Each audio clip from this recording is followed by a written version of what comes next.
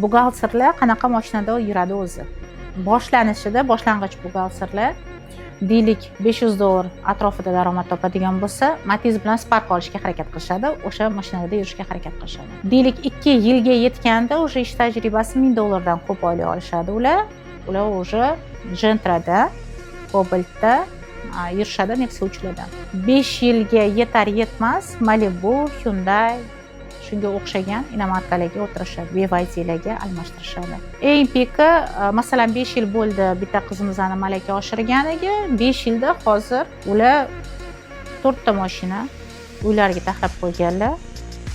Prado, BYD Champion, Hyundai, yana qanaqadir bitta inomarkalari bor. Nastroyeniyasiga qarab buxgalter bo'lib turib, shunaqa topadilar. Ну, конечно, bitta firmani yurg'izib o'zida bo'lib ketmagan. Firmalar ko'p, outsource qilib, yordamchilarni olib, mana shu darajaga chiqqanlar.